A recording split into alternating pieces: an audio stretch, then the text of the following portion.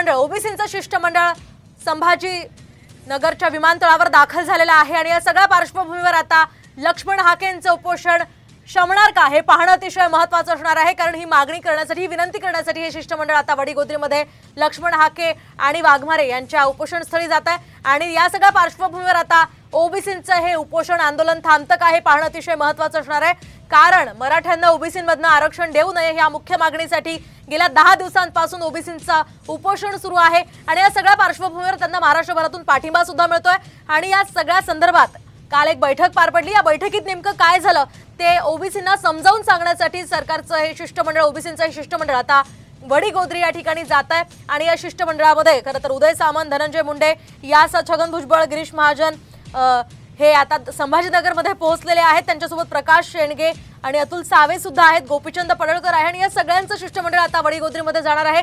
त्या ठिकाणी लक्ष्मण हाके आणि वाघमारेंचं जे उपोषण सुरू आहे ते त्यांनी थांबवावं, त्यांची प्रकृती ढासळते हे सांगण्यासाठी खरं तर हे शिष्टमंडळ त्या ठिकाणी जात आहे। त्यामुळे आता लक्ष्मण हाके त्यांची ही विनंती स्वीकारतात का आणि आपलं उपोषण मागे घेतात का हे पाहणं अतिशय महत्त्वाचं असणार आहे। कारण कालच लक्ष्मण हाके यांनी स्पष्ट भूमिका आपली केली होती की आपण जोपर्यंत लेखी सरकारकडून त्यांना मिळत नाही तोपर्यंत आपण हे उपोषण मागे घेणार नाहीये। त्यामुळे आता छगन भुजबळ आणि इतर या सगळ्या शिष्टमंडळाच्या नेत्यांचं हे ओबीसी ऐकतात का हे पाहणं अतिशय महत्त्वाचं असणार आहे। कारण सकाळीच छगन भुजबळ यांनी जी प्रतिक्रिया दिली होती त्यांनी त्यामध्ये म्हटलं आहे की मी ओबीसींचा लीडर आहे आणि त्यामुळे हे सगळे ओबीसी माझं ऐकणार आणि आपलं उपोषण मागे घेणार। त्यामुळे आता त्यांच्या या विनंतीला ओबीसी नेते आणि ओबीसीचे जे उपोषणकर्ते आहेत ते मान्य करतात का हे पाहणं अतिशय महत्त्वाचं असणार आहे। आताची ही मोठी घडामोड आपण पाहतोय, संभाजीनगरामध्ये सध्या हे शिष्टमंडळ दाखल झालंय आणि आता ते वडीगोद्रीकडे इथून रवाना झालेले आहेत।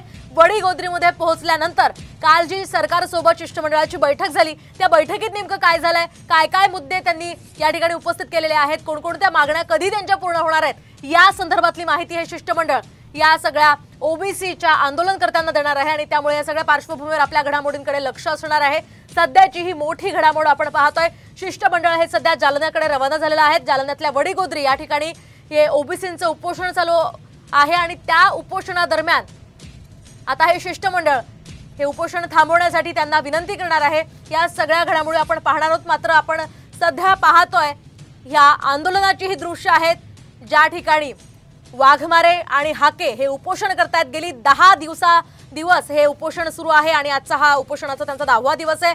आजच्या या 10व्या दिवशी त्यांचं उपोषण आता थांबतं का हे पाहणं अतिशय महत्त्वाचं असणार आहे। कारण त्या संदर्भातली विनंती करण्यासाठी सरकारचं हे ओबीसींचं शिष्टमंडळ त्या ठिकाणी जात आहे। या ठिकाणी जेव्हा ते पोहोचले छगन भुजबळ आणि इतर नेते त्यावेळी ओबीसींच्या कार्यकर्त्यांनी जोरदार घोषणाबाजी केलेली आहे आणि या सगळ्या मुद्द्यांवर आता हे शिष्टमंडळ हे उपोषण थांबवण्यामध्ये यशस्वी होतं का ते पाहणं अतिशय महत्त्वाचं असणार आहे। मराठ्यांना ओबीसींमधनं आरक्षण देऊ नये किंवा सरसकट सगळे सोयऱ्यांसंदर्भातला अध्यादेश काढू नये या मुख्य मागणीसाठी ओबीसीचे हे सगळे नेते आंदोलन करतायत। त्यांना खरं तर महाराष्ट्रभरातून मोठा पाठिंबा सुद्धा मिळतोय आणि यामुळेच आता या उपोषणाच्या माध्यमातून त्यांच्या मागण्या मान्य होतात का ते पाहणं अतिशय महत्त्वाचं असणार आहे।